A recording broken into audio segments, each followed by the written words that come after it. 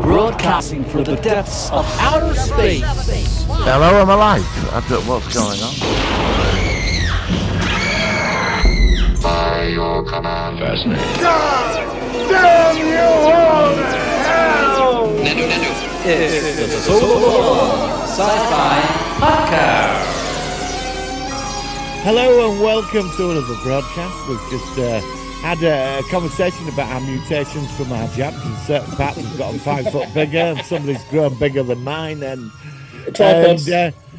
through time and space in another dimension, far, far away in another dimension, near here and out there, I welcome Michael Paul. Hello to this podcast. How are you? Hello, matey. How are you? You ever had a good week? Yeah, no, it's all right. Yeah, it's been good. Yeah, I've caught up a lot of science fiction this week. Have you? A lot of TV series I never finished. I've been finishing them. You mentioned before you were recording that you started watching a new version of Superman. So, do you want to? Yes, I did. I watched it today. It appeared on my screen. As it does. It got released yesterday. It's very good. It's very. I was quite surprised actually because I thought it'd be one of them like, you know, them though you get them like series and they've got a coffee shop and everybody's good looking. They're all perfect and that this is quite different. He's got 2 kids and he's got domestic problems. He's lost his job. And Lois is nagging at him, and I quite like all this. Do you know what I mean? Yeah. And one of his kids is sprouting superpowers, and he's the kid that's the one that hides in his basement on a computer all the time. Well, other kids perfect at everything, but he's got no superpowers. Oh, so poor old Soaps is a bit stressed with it. So it's a sequel to obviously the normal Superman. It's like, so how long is it after the conventional Superman films? I mean, how old's the kids in this then?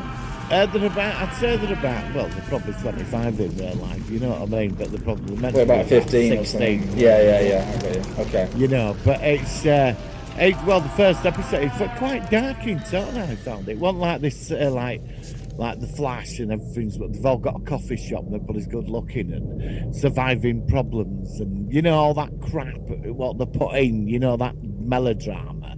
Right. This ain't quite same. I mean, Soper's losing his job and moves back to the first episode. His mum dies.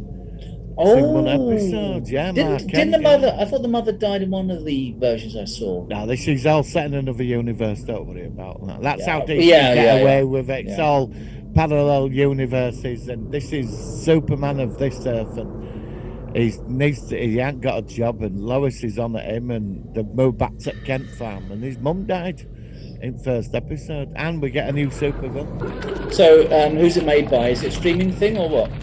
I don't know. It's connected. Well, it's connected to Supergirl, Flash, and all that, Arrow, and all that. Okay. But it seems they all follow the same sort of tone. But are they all entwined? Are they all going to be entwined? Yeah, well, Superman pops up in other ones, but in this series it seems a bit darker somehow. The tone seems more adult. Yeah, I don't know. It might be quite interesting to see it if it's quite dark. I don't mind it. Yeah, I don't mind. I mean, I watched. What did I watch this week? I watched a film which I heard about. I saw Fire in the Sky. I've not seen it before with Robert Patrick's in it. It was alright. Is that the abduction? Yeah, the abduction one where there's this. You know, that film freaked me out. That really, when I first saw that, it freaked me out. It was quite well made. I know, based on a true story, and it was actually quite well done. Great cast. Henry Thomas, who was in it from E.T. as an adult. It was funny seeing him as that. Robert Patrick, of course, I like. Scott McDonald is an actor you see always in Star Trek and also in Stargates. So there were some actors I knew in it. I thought it was pretty good production. It was quite good, so I'm glad I checked it out. It was well worth a watch. Interesting film that, because I followed it. I saw him being interviewed on one of these shows in America, and it was on YouTube, and I found it fascinating. I mean, the guy believes it happened, and there were witnesses. I'm not saying it was, you know. No, but they had lie detector tests as well. Yeah. I mean, and what happened was when it was done in 1973. One of the guys was a bit unstable, and they but it says at the end of the film that he took it with the rest of them again in 1993, which is when the film was made, and it all came out that they all said what the experience was the truth. So it was a good solid sci-fi, potentially sci-fact film rather than science fiction. Yeah, definitely. I'm glad I saw it. I'm still plodding through Star Wars Rebels. I'm into season 3 of that now.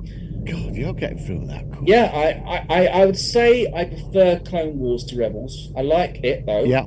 But I think Clone Wars is slightly, I don't know, it's just slightly more solid. Even though I prefer the Empire era of Star Wars, I just feel, but I'd like it. I do like this series. It's good, and Ezra, who's one of the main characters. See, I'm knowing all the characters now. Apparently, and this is going into the news. But let's go into the news. Unless there's anything else before we do that. Anything else you want to talk about before we go into the news? No, I think that's it for this week. Yeah. Yeah, I think that. Yeah, let's just link it because this is sort of news, and so let's get the jingle on and see how it goes. Here we go. Working. So in the sci-fi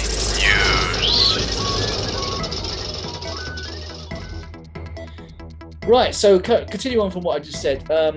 There was quite a lot of Star Wars news this week. Again, they're talking about the actress who plays Cara Dune. She's had an interview now with people and saying that she was just putting the point across and it was no reaction. I'm not going to go into, obviously, but it's still an interesting factor that a well-respected character has been dropped, and it's a shame. But other Star Wars news that they're casting a guy who's going to be playing Ezra in, I think he's going to be in Ahsoka series, which could be interesting. Yeah, I've got it here now. So what do you think about that first? Because I mean, Star Wars rumoured to cast Aladdin's Mena Massoud as Ezra Bridger. Yeah. For Ahsoka series. I'm open to it. I don't even know who this guy is. No. I heard the live action Aladdin was terrible, so I've not seen it with Will Smith. Right. Yeah. Oh, I did. I saw that. They looked terrible. I didn't. I've not seen it. Yeah. No, I've not seen it. Will Smith dressed as a blue genie. It was laughable. I mean, quite frankly, when you look at that, I mean, it was just like a bad joke. It was like it's like one of my Photoshops. I could have done that. I could have made him into the bloody genie at home, and it's like it was laughable. I mean, you can't take that seriously. It was like, and it's when somebody has got a good idea and they present it the wrong way. And the prime example of that is that film. I think it was either last year or the year before. It featured Judi Dench, where they're all dressed up as cats. And I saw trailer. And it looks absolutely god awful, just visually. Even without the trailer, it just looked painful. And of course, it bombed. It was panned. It was bombed in the box office and everything. I don't know if Aladdin did well. I like Will Smith. No, it bombed. It sunk faster than the Titanic. Yeah. Really? Okay. Well, that's the impression I got from my own impressions of seeing it. They didn't look like it was terrible, and that's when they get it wrong. I mean, I don't know. It's weird how sometimes, just visually, the first impression when you see a trailer or graphic or something, it just looks terrible. I mean, it's like a good example of that is we already know, although we've seen them already, some of the actors from Star Trek Discovery. I mean, Star Trek: The Strange New Worlds. We've already seen Anson Mount. We've already seen the guy that plays Ethan Peck, I think it is, and the woman. It just looks visually. That looks like that looks like classic Star Trek, slightly redone for now. Yeah. And I'm still cautiously optimistic about that. Apparently, that's just started filming, by the way. It's still, even though with these like holographics and all this, why is it Star Trek? We've had this conversation before. Yeah, I know. Star Trek Continues gets away with it in this modern setting of today. Why can't they just do that? I think that's what people want, but I won't go into that one. I'm looking forward to Strange New Worlds, and it should be interesting. Yeah, I know that Picard has literally started, I think, this week filming as well. It was due to start at the beginning of Feb, it was slightly delayed again. And it's now, of course, late Feb from the time we're recording this. I'm not that excited about Picard, quite frankly. Out of the three, my excitement level is Star Trek: Strange New Worlds, then Discovery, and unfortunately at the bottom for now is Picard. I'm sorry to say. Well, I've got, there is some, hang on, Star Wars, Sci-Fi now. Here it is. Right, Star Trek Section 31, what we know about the upcoming spin-off. Oh, I forgot about that series. Well, I don't know how they're going to do that. Well, it's happening. It's happening. What's her name? She went back in time, didn't she, through the Guardian Forever? I reckon that the twist is that she's gonna be. I reckon she's been sent back to a pre-Enterprise sort of time. Could be. I think she's gone back. And what it is, I think she'll end up I think she'll be one of the founders of Section 31. Possibly. That'll be a twist. And that's my estimating, I could be wrong. Because I don't know how they're going to play this out. I think I'd rather just see Section 31 within the episodes. Because Star Trek is not about Secret Service and, you know, I like it when it plays along in the background. Section 31 worked as a plot element in an episode of Deep Space Nine. It was brought back in a okay way as well in Enterprise. They also featured in Star Trek Into Darkness. Again, but it's not really what Star Trek's about. I mean, it's clever when it was first introduced that there was it makes sense that a background element of defense like the Tau Shiar above Starfleet intelligence. Yeah, but it was a hidden kind of thing. I like that, but I just think the Klingons have they must have their own equivalent to that. They did. There was an episode where O'Brien in DS9, he kept collapsing and then having flashes of forwards of things happening. And there's an episode where the Klingons and Romulans were together and they were fighting in the bar. And they were some secret order of Klingons, some sort of defense thing. I don't know whether they're as high as the Tau Shiar. I know they had him, the Trial and Tribulations, they were in Klingon intelligence, but I just can't see Klingons being very good at cloak and dagger. Yeah, well, the thing is, Klingons are a bit stereotypical, aren't they? You know, it's like... but of course, as you say, you had the guy in Trials and Tribulations who was... he was in the original series, wasn't he? As Koloth. I think it was Koloth? Yeah. Or Kang. No, I think it was Koloth. It was Koloth. But I suppose what you've got to think about, in every society, you're going to get people of all different personalities, fashions, looks and stuff like that. And I think you just, unfortunately with Star Trek, the Klingons have always been a bit more, there's just the stereotypical Klingons rather than, you know, more sort of out there kind of Klingons, I think. So yeah, that's all right. I mean, like I said, I just the Section 31. Oops, what's that? Oh, that's right. I've got a message from him. That's the one I'm the least interested in. So we'll have to see what goes. I've got this is going to be interesting. I don't know how you're going to react to this. I got this the other day. They're remaking Running Man. Director Edgar Wright. What do you think to that? If I saw Running Man, I didn't even remember it. I must have seen it 25. Is it? Are you a big fan of Running Man? I've seen it. Yes. I mean, I think it's all right. I thought it was very great. Good at the time. It was when we were all going through the Arnie bus. Yeah. You know, when he had Commando. I mean, I love Commando. It's insane. But it all came out, Running Man and all that. I think Running Man's good. But I think I sort of quite, if it's Edgar Wright, I'm quite a fan of Edgar Wright. He works for Simon Pegg, so it could be interesting. I've got faith in him. Yeah. So I am open to it. Yeah, certainly. I mean, I need to see Running Man again, but I do like Arnold Schwarzenegger, obviously. So I think that would be cool. What else have I heard? Apparently in America, at least in New York, apparently some of the cinemas are going to be opening next month and have a 25% capacity or something, which is good, which is positive. Yeah, well, I'm not going back to the cinema ever again. Are you not? No. Not ever? Are you? No. Well, I was eventually I might have done, but probably not this year, or at least not to the end of the year. I mean, like if they had like the new Avatar film or something, I might go and see that. So, I mean, seriously, would you not go back at all now, ever? It depends. If I go back to the cinema, it's going to be next year.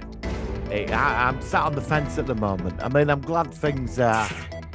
I know a lot of people saying that everything should be opened up now. I think they're doing the right thing. I mean, I'm no supporter of this government, but I think they are doing the right thing, splitting it up 4 weeks apart.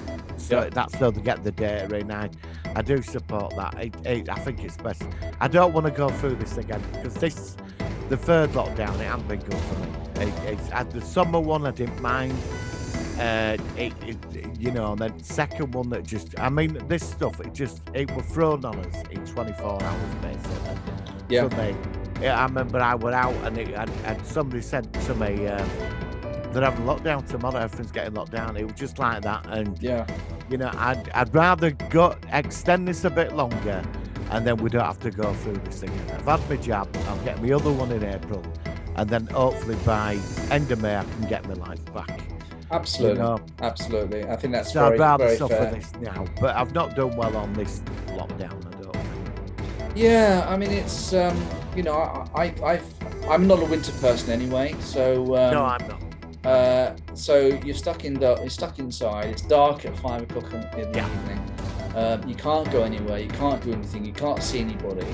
Yeah, it's good doing the podcast and stuff and doing the stuff with you. But in the end, that's when it comes to the point where that's one of the biggest things of the week. I don't think that's necessarily a good thing. It's good talking to you. Don't get me wrong. I love it, and I love doing this with you. Yeah, But I know. I also want to do stuff for my family. I've got I've got 2 teenage kids. They want to go out and do stuff, and they want to go out and do stuff with us. We've wasted a whole year.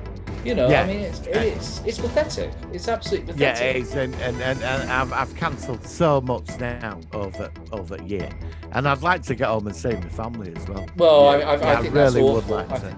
I mean, my wife hasn't seen them. Well, we have seen them, but hardly. We saw them last year outside, social distances and stuff like that. Yeah. And we have been very sensible, and we've seen a lot of people. I mean, my neighbours last summer, they had a 30th birthday party, and it went out of control, and they had drunk boxing. There must have been about 25 people, really? Yeah, they were like about 11 o'clock. They were boxing with holding cans of lager. I mean, you know, I like about my local sorts of people. And of course, I should have complained, but of course, ever since I haven't spoken to the guy since. If I see him, I just blank him. I'm not dealing with that. We're all supposed to be sensible. We're all supposed to be. Sorry, I know we're going off topic for Sci-Fi, but just for a minute. We're all supposed to be sensible. We're in this together. And yes, a lot of people are impatient to get out there and do stuff. And I know it's 30th birthday. I know that, but you can have a 30th birthday with just a family or maybe a couple of very close friends. Not let it go out of control. And it's just, you know, I get so angry at people who don't respect the fact that we're all in this together. Just wait it out. Find stuff to keep you going. Create a podcast, whatever. And do stuff, and then we can look back at this, and then first of all, it will be a good reminder of what we went through, and that's what I love about recording stuff. It's always like a log of your life. Oh, it is, and it's important that, and I think that, look, I've been looking at some of your older ones, and you know, it's great some of the stuff you've done on your channel as well. It's, you know, it's important to have that to look back on, and then you can think, you know, be grateful once we're through to the other end. Be so grateful that you can go out. Precisely. You know, and look, you are so right. Do not forget this, and do not become blasé and complacent and stuff. Think, well, look, I'm free again. I can go out. I can go out for a meal. I can go to the pub. I can go to the cinema. You know, I'm grateful. I was sensible. I got through it. Like the guy on Facebook that we talked about last week who passed away. You know, I'm okay about that. But I mean, you know, and someone like that, unfortunately, due to the nature of their work in the hospital, they caught it. They were being sensible, but the nature of their work put them in danger. You know, and that's why just think about what you're doing. You know, I know it's a 30th birthday, but it's a 30th birthday in a bad year when this is the biggest thing to happen since World War II. Well, around where I live, there's been quite a lot of raves actually. Where I was, it's been at local news.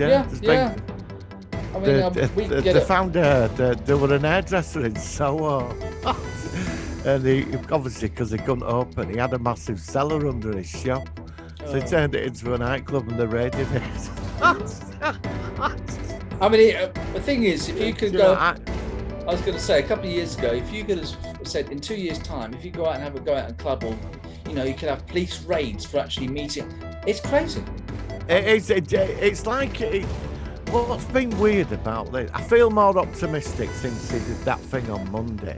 Right. But it's sometimes I think I've got past the Bill Murray stage of Groundhog Day every morning. I think I'm coming out of that now. Yeah. But I feel that it's like we're living in like prohibition. Do you remember that in America? Yeah. But but you know, at least you could meet people. But it's like this weird sort of prohibition. Do you know what I mean? Well, I've got a friend in Spain, and he moved over there with his girlfriend, and they've had a child now, and he's happy over there. And he's had a lot of hassles because, of course, Brexit and stuff makes it more difficult. And he says that every night, 10 o'clock in Spain, they have curfew. So you literally and it reminds me of, again, it does remind me of Halloween 3, where she says in the tannoy, curfew, with Jamie Lee Curtis as the voice of the tannoy. And you can imagine it. I mean, in Spain, 10 o'clock is curfew. You can't go out, you're not allowed. You know, I mean, is that still going on now then? Yeah. I spoke to him today. about it in Spain. You know, and he's going stir crazy because he just wants to go out. And of course, my friend in New York, my friend in New York, I think things are opening up a bit more out there now. It's good. They're starting to open up. Yeah, and I spoke to my mate in Texas yesterday, and he said it's been a nightmare down there because the houses weren't built for such cold conditions. No, because I didn't think they had snow in Texas. No, they don't, and it's the worst thing they've had for 30 years. And so that's climate change. That is climate. I know. For God's sake, I mean, if they can't figure this out, I mean, you know, it's climate change, and it's absolutely quite disturbing. There was that thing on BBC today. What's that David Attenborough thing going on about? If we don't sort ourselves out in 30 very soon, we're all doomed and stuff like that. And we're not going to go on too much about that because people are aware of it, but it does make you realise just how the world is in a very precarious state. I saw something, you know, when you turn your computer on, you get MSN or Google News.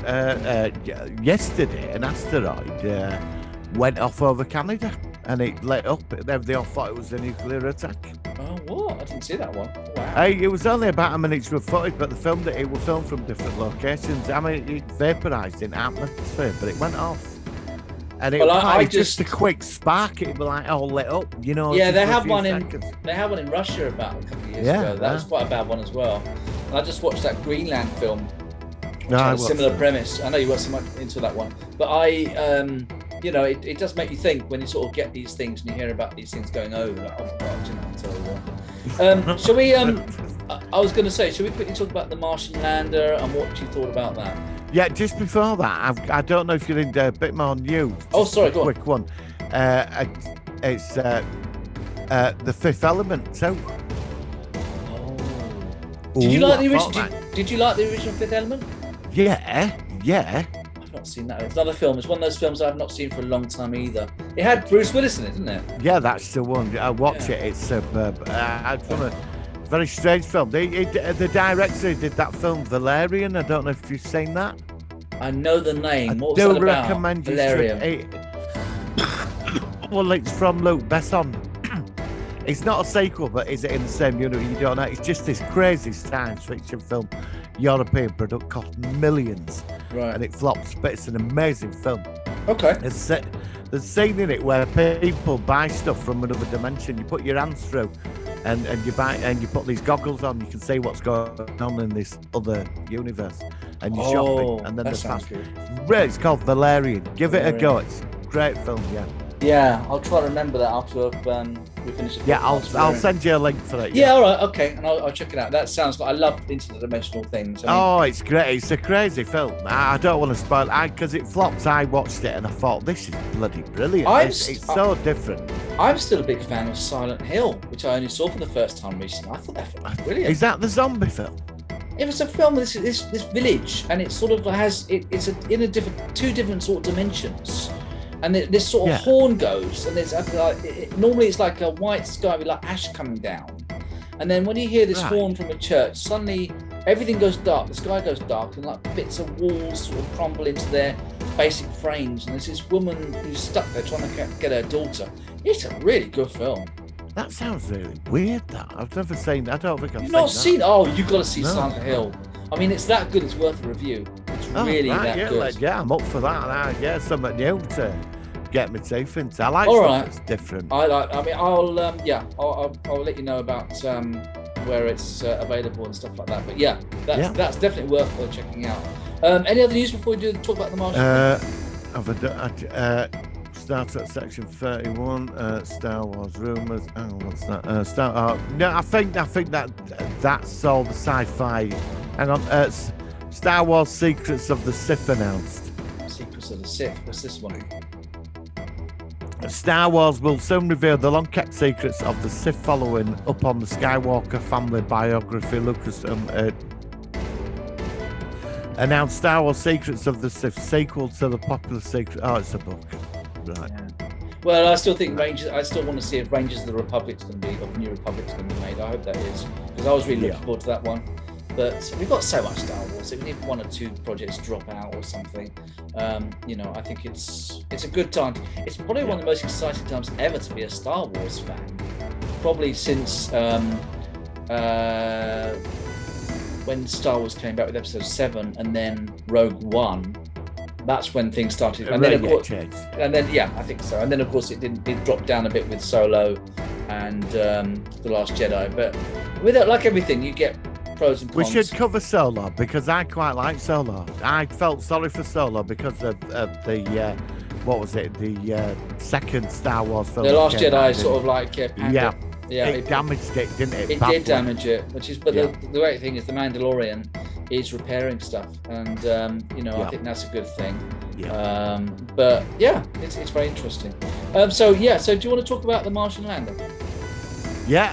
Wow. What do you think? I just watched all of it. I watched it live. Yeah. I mean, I was hoping it'd be on like live TV. In the end, I've got this gadget where you can stream YouTube straight from your phone into the TV. And I watched it and it was absolutely brilliant. It was incredible because it's such a risky thing they did. And from what I gather, it was a near perfect landing, which is even better. Do you know the piece that really fascinated me?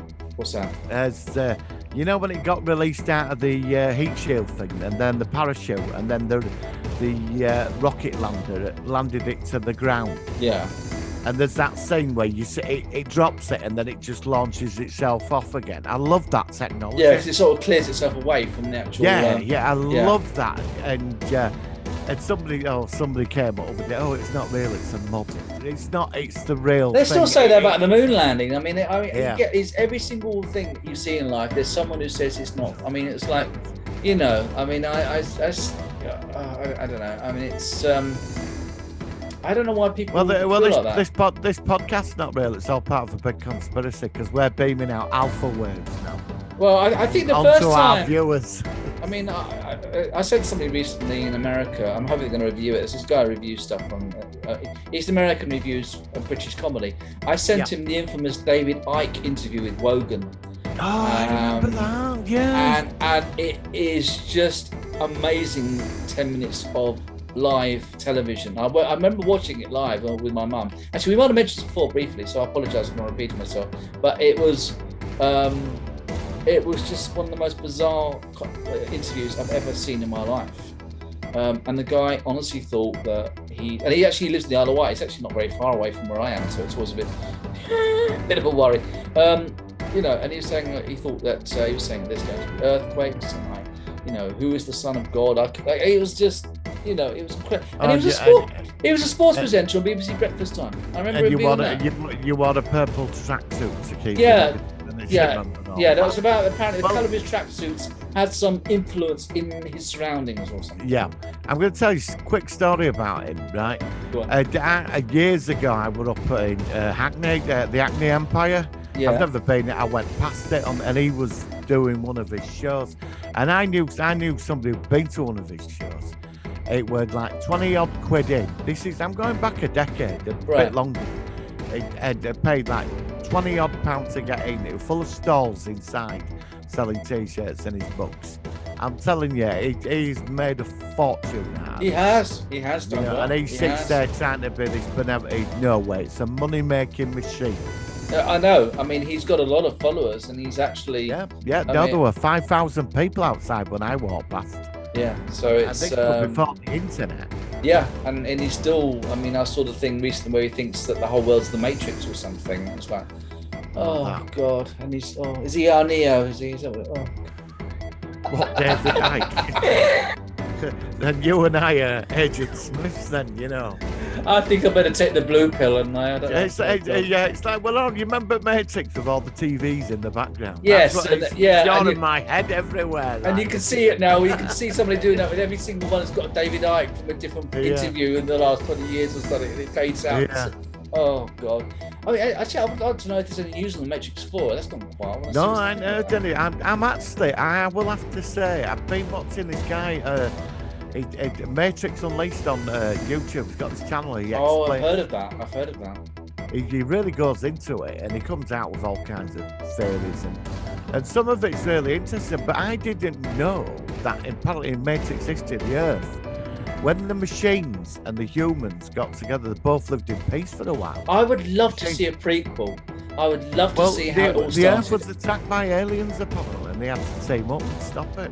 Oh, because that's never been acknowledged in the films of aliens. But he said on the video, and I found, because what it is that's that around the Earth there's a cloud that keeps the sun out, and the machines can't go beyond the cloud, because when them what they call them sentinel things chase him up there, they don't work beyond this cloud, because there could be some sort of nanites in there neutralizing.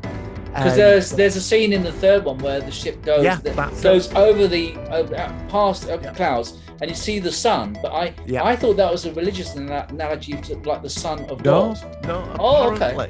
I could be wrong, but I watched one of his videos. I'm gonna have to find his channel and start sending you his videos. But apparently, in the past, there was some alien attack or something on the Earth, and both sides, because they lived in peace at first, and then we nuked them, and then they obviously pushed back, because they used to manufacture all our goods. They had their own country.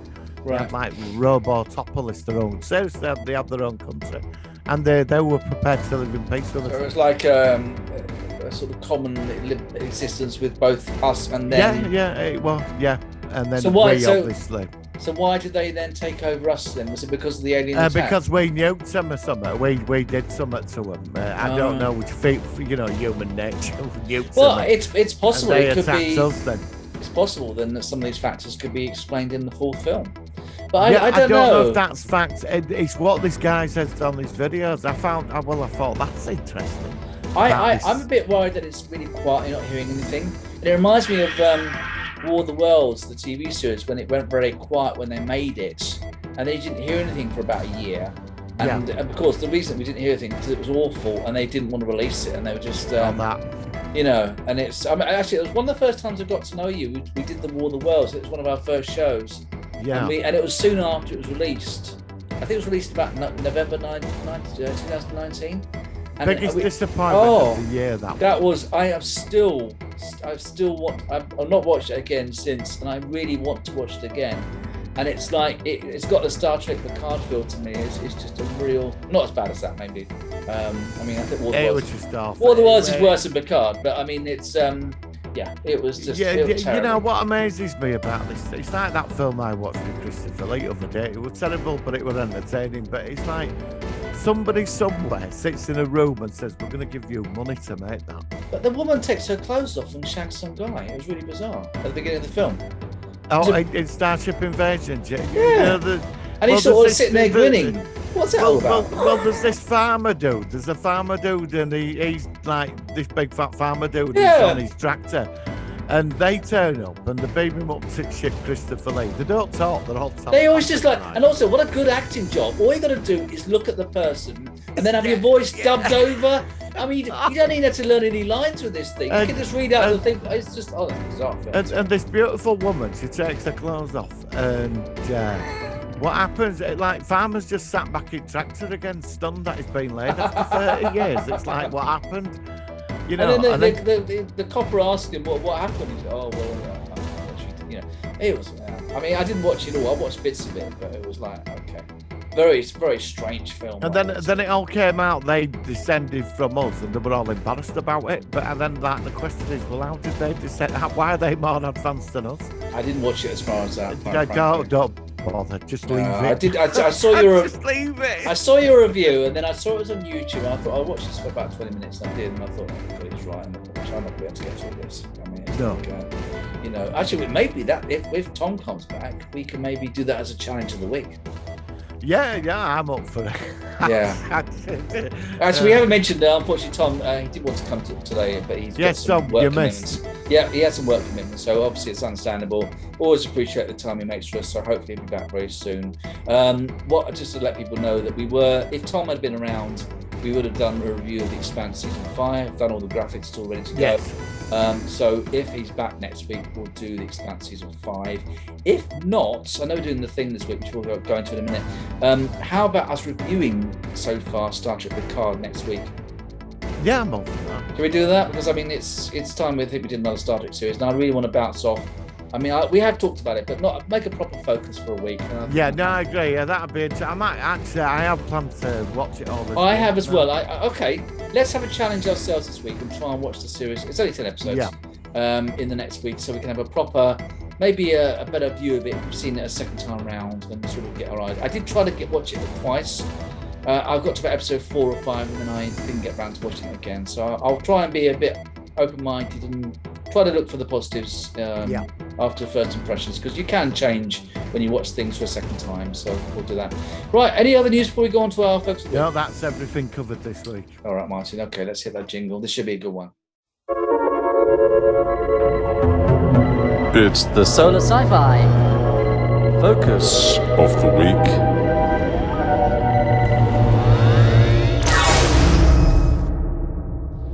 Right, this week we are doing a film which was released in 1982. It was actually the second version of a film called The Thing. Originally it was The Thing from Another World. It's a classic. I think most people would have heard about this one. John Carpenter's The Thing from 1982. All right, let's ask you, Martin.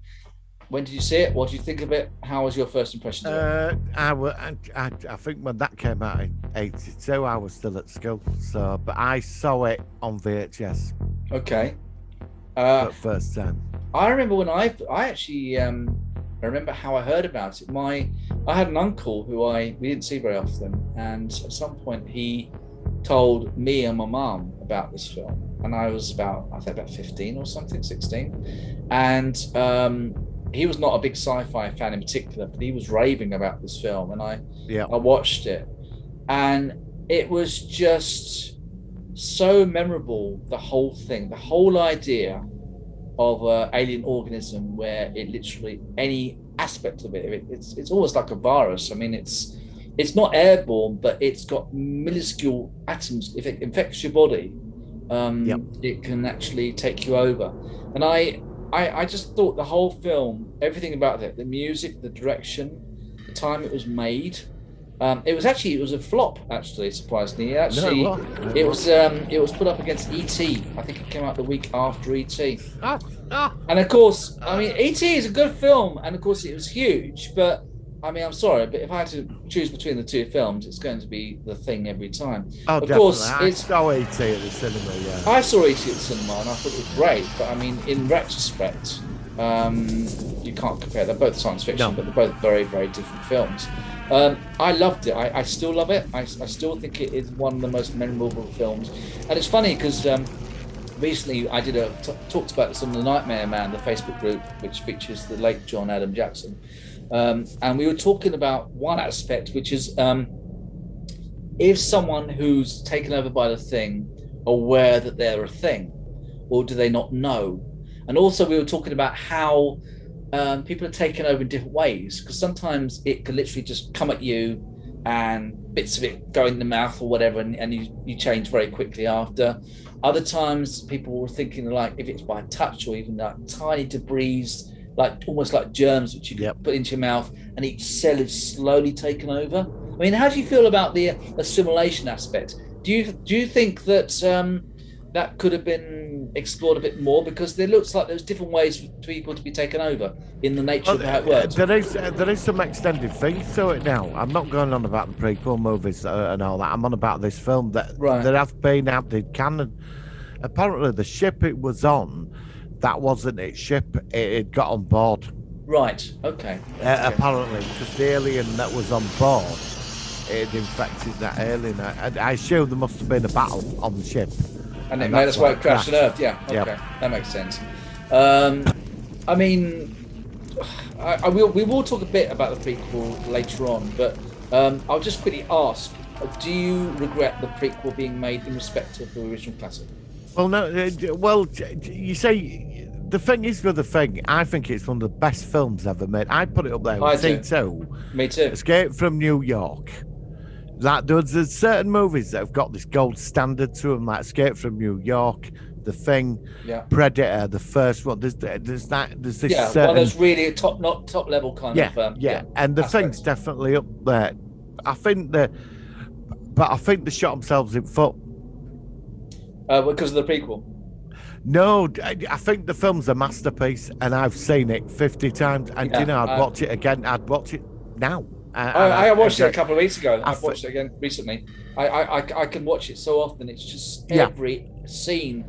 And one of my favourite scenes is when the doctor's in there and he's in his lab. It's not a lab, but he's the older guy. In the huts, And there's a scene where he's looking at the microscope and he sort of works out. He says, and it works out. The computer works out chances of somebody being taken over 75%. And of course, then he freaks out and he starts getting a hammer, smashing up the computer bank, smashing up everything. And he's saying that he's trying, and he destroys the helicopter because he's the first one to realise that this thing cannot. It's not as like.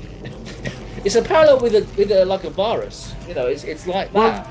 Well, he gets there. Well, he's on that computer, that primitive computer back then. That computer, he's got a map of world, and it infects the world like within days.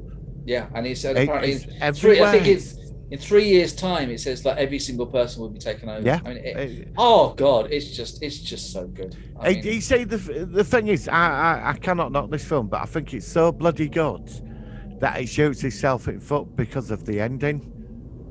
Because you can't ever leave there. You can't ever leave. He cannot. There was a comic. They did do I know about the comics. There were three. I think there were 3 comics. Even I know about the comics, and I heard that there was interesting aspects about what happened. There was a continuation. I forgot about that till you said that. Even I know about the comics. I think it was because I was looking at any more information about this incredible written story. But I mean, in the end, you got to, based on the ending, about maybe we should just sit here a while because the whole base is on fire and they know it's going to get cold soon and they're going to probably die, and they're not sure if either one of them is Charles is the other character from the Creed. I think they're the last 2. If either one's a thing, and of course but all right, let's think about what would have happened anyway. What's the most likely? I mean, if they died and they froze to death because they couldn't escape, there wasn't any tractors or helicopters or any way off. Eventually, somebody would turn up. And in some ways, I'm surprised that they had the prequel, when maybe it might have been more interesting if they had a sequel. Well, John Carpenter always said he wanted to that one film he wanted to do a sequel to, but I'd love to have seen that. I would have loved to have seen it, but like you said, it was so good that it's the question is, would a sequel kill it? Well, because I was going to say maybe that's why they did the prequel idea, because they didn't want to affect how the original classic ended. They thought they'd be clever and have how it built up to the Norwegian base and how, because that's in that film. That makes sense. It does. So make maybe sense. that's quite a good idea, actually, thinking about it rather than. Go on. But there was a comic backed by John Carpenter. In the comic, it ends up the other fella, not Kurt Russell's character. He's got it, and something happens to him. But a nuclear submarine pops up through ice, and it gets on board the submarine to take his body. And he's telling them not to. And it infiltrates the submarine and starts doing what it does. Doing what it's doing. But he destroys the submarine. Then he's just trapped back in snow again on ice. That's it.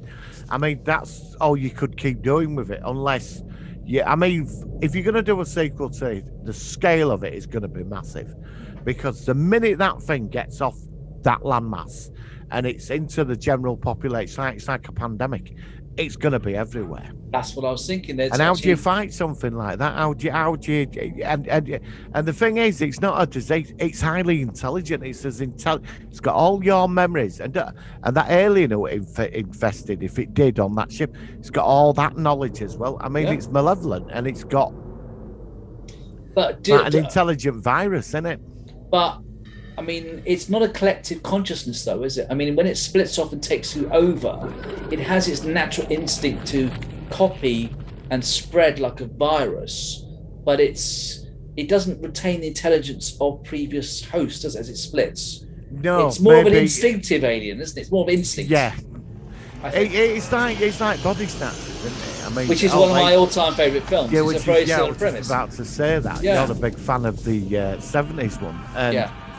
And what I'm saying, they do the same thing, though, don't they? I mean, all very they do similar. is just copy everybody, and there's no purpose to it. They just take over your society and do what you were doing. I mean, that's what the Sigma do. Yeah, there are a lot of parallels between those two respective films. So I don't know. I think you'd have to I think you've got to give the alien. Yet again, you might have a point. Why should it have an agenda? It's doing what it does to survive. As any creature in nature does. As any creature in the universe, which is what makes it. Same with Body Snatchers. It's exactly the same thing. It's instinctive. Yeah. It's not evil. It's not evil. It's basically it's just like, I mean, the pandemic is evil, but it's not really. It's an organism, or it's a virus. Literally just found a way, and it wants to survive, and it does it by inadvertently killing some people. Which is why the whole world. I mean, obviously, it's not exactly the same thing, but it has a parallel with the idea.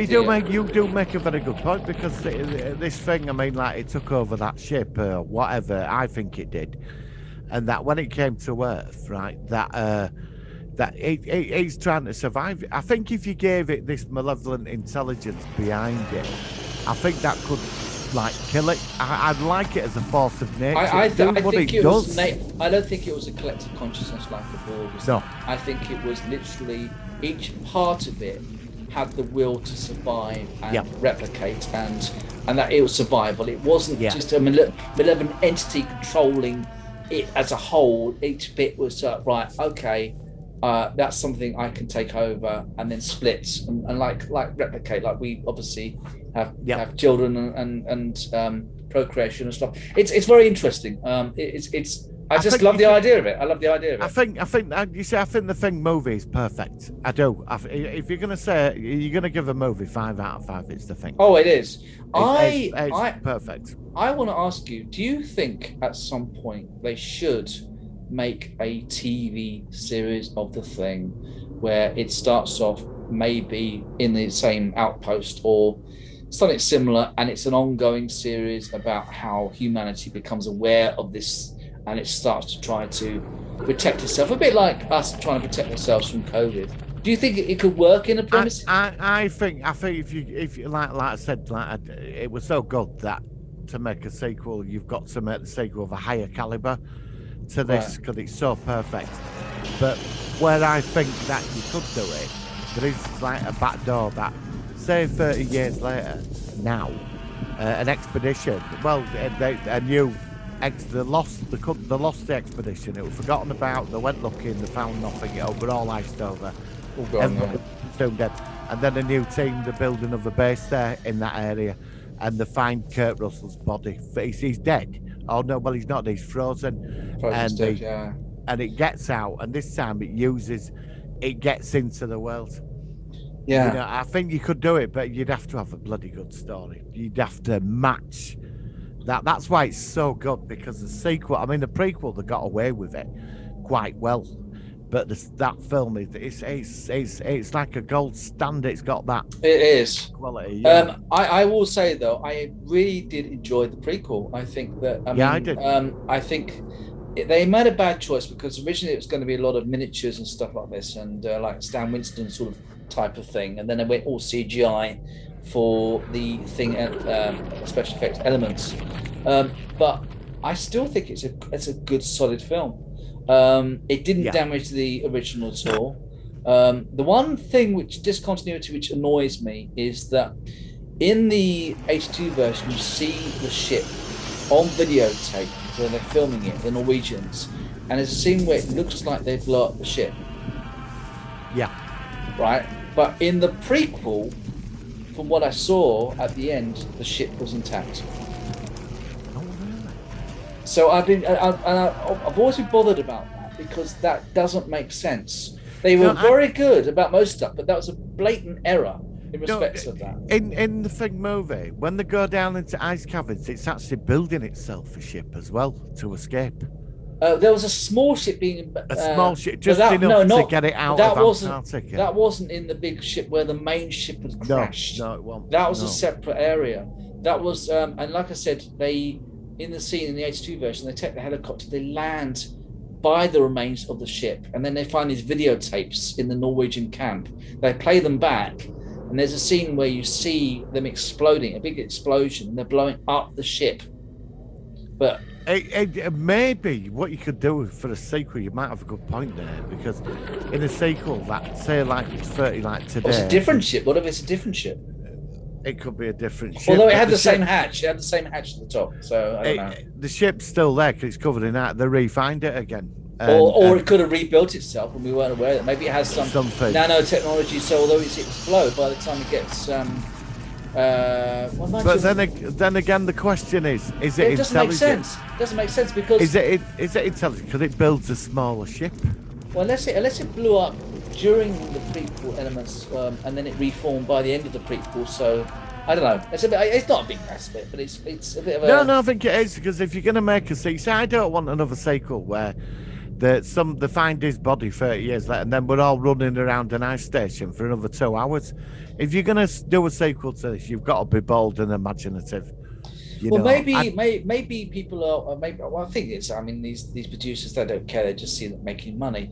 They might think that the film is old enough that it wouldn't be that well known if they made a sequel, or it might be that they think that they might even regard it as a classic, and they don't want. But they don't. They would see the dollar sign. They wouldn't be thinking about. They would think if it's a chance that it can make money, but it might be like the guy who does Back to the Future, where they cannot make any more Back to the Future films while he's still alive. He's done this stipulation kind of thing. Well, it's like a film like Back to the Future trilogy. You can just leave it alone. Yeah. You can't do it. If they do it, it's going to be crap compared to the original. Yeah. It's not going to be. It's one of them. It's like Ferris Bueller's Day Off. It's so good, and you can watch it over and over again. Just leave it alone. It's that magic of the film. I mean, I saw.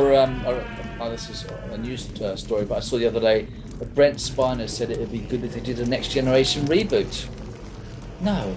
We've had they Next can't. Gen now. We've had it. We've had. Don't reboot it. Don't reboot it. They've messed it up with Picard. No, don't do that. I don't think it's going to do at all. But going back to the thing, it's a classic. It is definitely in my top 10 favorite films ever.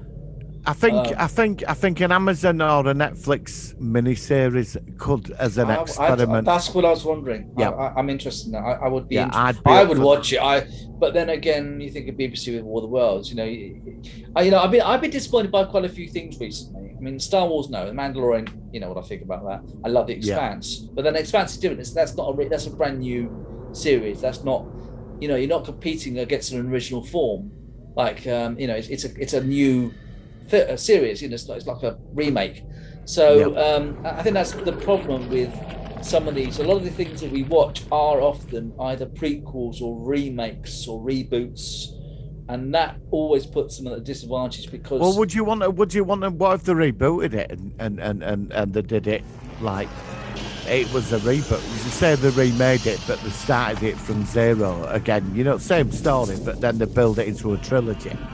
I mean, if you got like the writers, like people that did Mandalorian, that type of Dave Filoni, they've got to have the heart, the fan base, the science fiction for it. I think this goes back to what I've said about the Star Wars at the moment, with Dave Filoni and the Alex Kurtzman Star Trek thing, where Alex Kurtzman hasn't got a fucking clue about Star Trek, whereas Dave Filoni, he gets it. He's just, and he just they're calling it now the Filoni verse or something. They're actually, and it's if they were someone who approached the thing, they really got the John Carpenter, or even if John Carpenter's still around. What if he was involved to a degree? I mean, imagine. Well, he always said he wanted to make a sequel. Do it. I would love to see it. I'd love to see it. He might have a script. He might have done something after, but it flopped. And like you said, if it's not going to make any money, it's not going to get made. I better quickly ask, what did you think of the original version of The Thing from Another World? Oh, the 50s. I Yeah. think it's great. Do you know there's one scene that freaks me out in that? What's that? Scene. Even now, when he opens the door and it's stood there. And it's about 8 foot high, isn't he? Yeah. And he's really, yeah. and he's got that this. scene it gets me. It's like that scene on 2010 when he looks behind him. Dave Bowman's behind me, like looking at him, like, yeah, exactly. All the time, but I'm prepared for it, and it still gets. It hits you, doesn't it? Because you expect it coming, but it's like, yeah, I know what you mean. Yeah. Well, I'm just so glad that we both love the thing. It's such a good film. Kurt Russell, everyone, every actor in that film. Stan Winston, I think, did the graphics. Absolutely fantastic. The music, the direction, the feel of it, the atmosphere. It's one of the near perfect science fiction films I've ever seen. And I'm just so glad that however it was done, it got made, and it's a classic. It's just a shame that it didn't do better in the cinema due to E.T., which E.T., I'm gonna go E.T. I think E.T.'s a good film, but come on. I mean, the thing compared to E.T. is, on a whole different level, quite frankly. I mean, I didn't exactly go running down the video library to rent E.T. out. No, I mean, I went to see it. I remember. I was 10 when it came out, E.T. in 82, and it was huge. I mean, it was like as big as Star Wars. My parents told me to see it. I went to see it with my mum, I think, and it was massive. And I got all these sort of stuff in the cinema, like stickers and all sorts of stuff. And it's good. I mean, it's a good film, but obviously it's more of a family film. And of course, as you get older, you tend to prefer. Well, at least for me, I'd like to do Escape from New York one week. but does it have sci-fi elements in it? I can't even remember the Escape from New York. It does. Post-apocalyptic future, isn't it? Oh yeah. Okay. All right, let's put it on the list. I mean, we've got so many things to review. On the list. That's more graphics to be done, but that's fine. That's great. Well, thank you, Martin. I think that's just about covered for that, so that's fine. We haven't got a challenge of the week this week, I don't think. So. I've got one for you. Oh yeah, so you got one for. Obviously, we can't review it this week, so I'm not seeing. But what have you got for? But I'm going to give you a film. I'm going to give you something decent this week. I'm going to give you something. That's kind of you. What have you got this week? Right, we need a drum roll. Okay, I can still mix that in the background, even though it's a video. Done. I heard it then. Cool. Okay, cool. A Sci-Fi movie from the 60s. It's not James Bond. Okay, what is it? Fantastic soundtrack, crazy story, beautiful women. It's got all the elements. A mad scientist trying to take over the world. Our man Flint, James Coburn. Our man Flint, James Coburn. Okay. So that's what it's called? Yeah, Our Man Flint. And I'll give you a bit of quick thing that Austin Powers was based on this character. Oh, I've not heard of this one. I've not heard of it. Yeah, and is it on YouTube? Is it on YouTube? It is actually. But I just thought you might mysteriously, magically, a digital copy will appear. I'm sure that there are ways, but if it's on YouTube, I'll probably check it out. Absolutely. Yeah, Our Man Flint. I'd recommend it. The music, everything. It's this crazy version of James Bond. James Coburn is great in it. He's got like loads of special abilities. What's James Coburn been in? I don't recognise the name. What's Magnificent Seven. Oh yeah, Magnificent. He's a good actor. I do recommend it. I watched it today actually. Really. Okay. All right. Well, it's nice to see it again. Absolutely. Okay. Well, let's do that. And then, like I said, we're still going to review The Island of Dr. Moreau, but I want to do that because Tom recommended that. So yeah, no, that's fair enough. We'll do that. But like I said, what I do is I'll contact you guys quite early to see whether he's on, and so I've got enough time to watch it if he's appeared. Right. So that's fine. Right. Well, thank you, Martin. I think we're just about done for today. So thank you again for joining me. It's been a good show. We're going to leave with this is going to be an interesting one. As Martin knows, there's quite a few musical versions on YouTube of well-known films, including The Thing, the musical, RoboCop, the musical, Terminator 2, the musical, and this week we're going to leave with The Thing, the musical. So I want you to see what you think of this, and we'll be back next week, either of doing The Expanse Season 5, or we're going to be doing Star Trek Picard, just reviewing it so far. So thank you very much, Martin. We will see you next week. Live long and prosper. Catch you later. Thank you.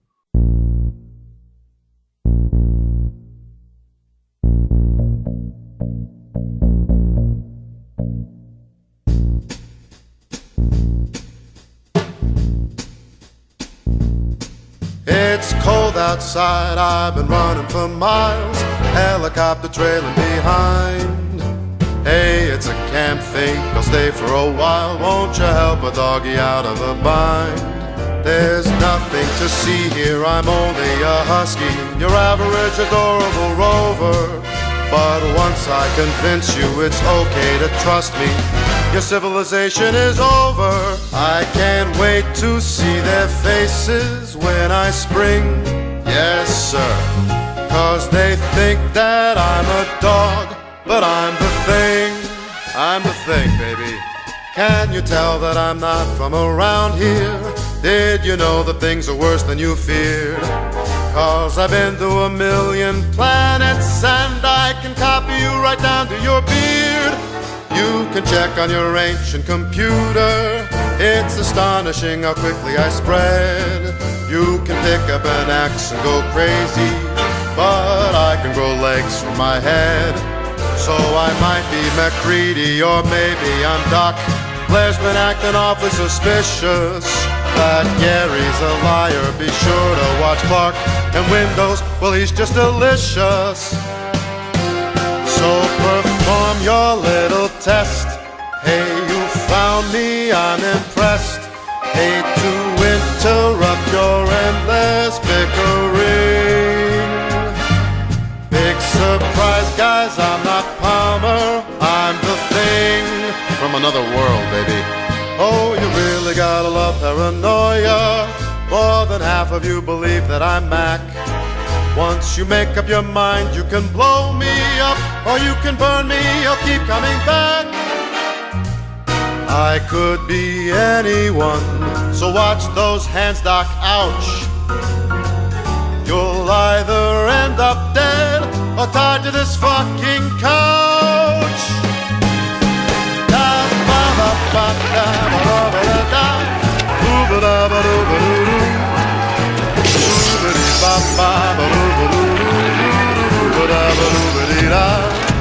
We're well past the points of silly denials. So am I MacReady or could I be Childs? Which one am I, baby? These poor bastards in the snow, they were clueless, now they know. It's a special brand of nightmare that I